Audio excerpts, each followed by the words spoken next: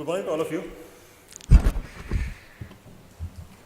The topic is funding in retail, opportunities and challenges. In fact, my background is not from retail. In fact, my background is more from the investment angle. And let me give you some sort of an idea as to how we as investors, as research analysts, marketmen, were looking at the sunrise sector about 15 years back. About 2001-2 was the time when we saw that the retail sector was opening up in India. And it was the sunrise sector. People expected, high growth in the sector.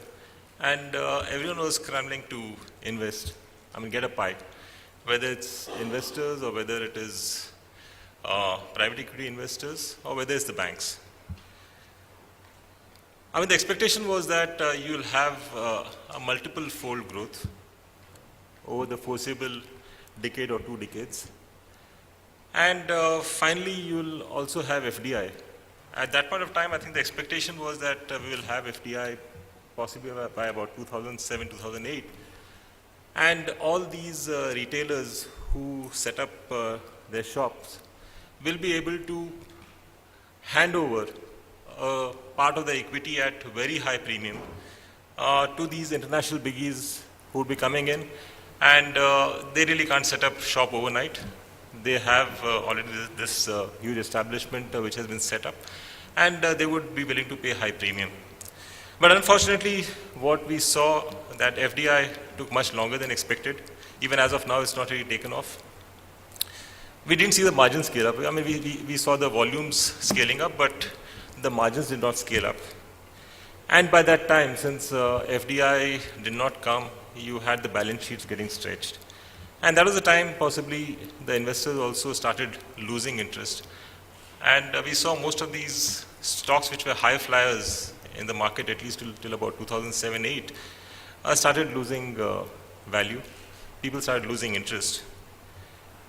And now, in the last 2 to 3 years, what we have seen is retail is still doing well, but the brick and mortar story is not really selling as of now, and you have a new kid on the block, which is e-tailing.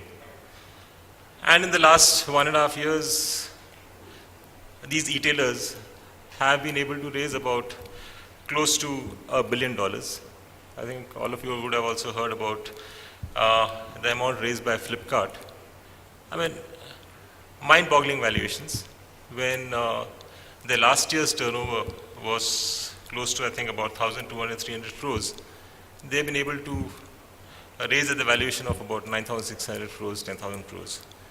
It's a different thing that the growth also is really better than what they had also expected. I think they were talking of doing $1 billion by 2015, but the latest reports say that they should be achieving it this year. So clearly there is a major divide now between e-tailers, e-commerce, and the old brick and mortar story.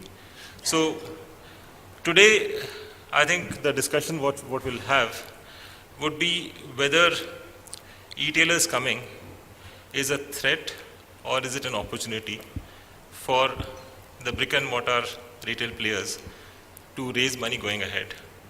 Whether we need to, or whether the brick and mortar sector as such, the subsector, needs to re-engineer itself. So with that, possibly I'll start off with my first question to Mr. Toshniwal. My first question to you would be, FDI in retail, like I said, is yet to take off. And the question still hangs whether the international biggies will invest in the existing retailers, what we were expecting in the earlier part of 2000, or will they set up the new facilities with an Indian partner?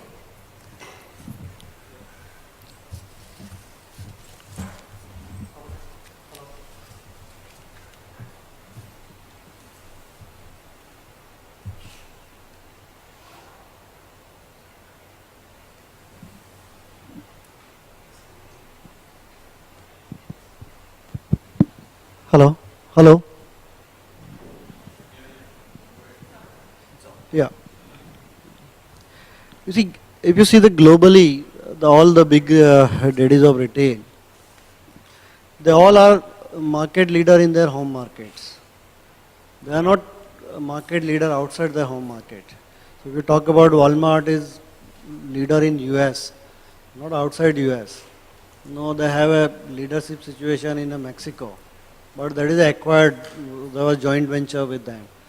Or whether when they have gone to UK, they have a joint venture with, basically they acquired the ESDA and built the business from that. So for any retailer, foreign territory will be a difficult task because a different terrain, a different customers. Even though the retailing or supply chain is the same globally, the way consumer thinks, the way their likes and dislikes and preferences. So will be a challenging task for any foreign retailer to coming and setting a shop in India. Also, all those big daddies of retail, in their global balance sheet, the small retail acquisition also doesn't make much sense of that. So if a Walmart has a $400 billion balance sheet, if we acquired a retailer of a few million, it doesn't, rounding up में चला जाता है. So it doesn't make sense for them also, unless they get a sizable opportunities, maybe billion, $2, $3, $4 billion like that, which can add and start a base for them, and from there they can build on. So for them, their first preference will be always to get the existing guy on, because for the initial years, they have to still learn that.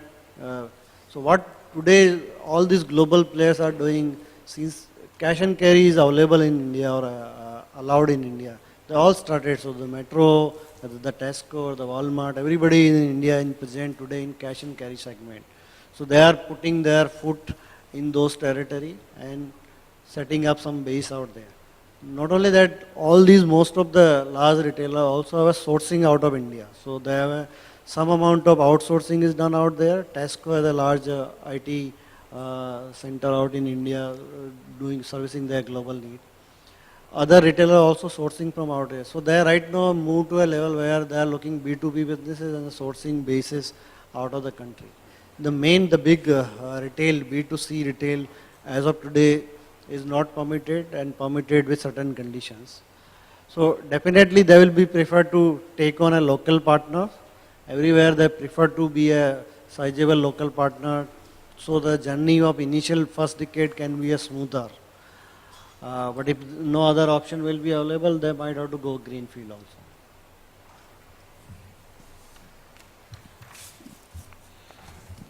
No, again, talking about the same thing, I was just wondering,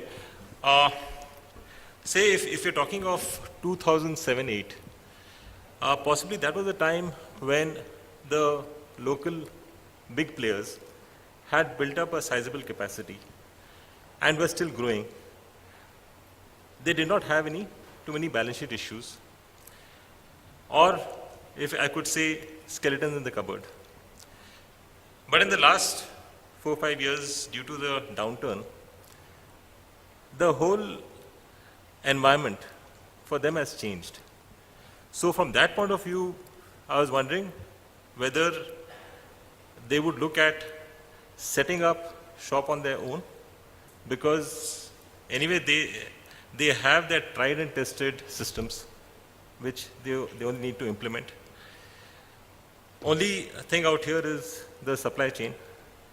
So whether they would partner with a retailer in a new setup instead of buying out an existing setup.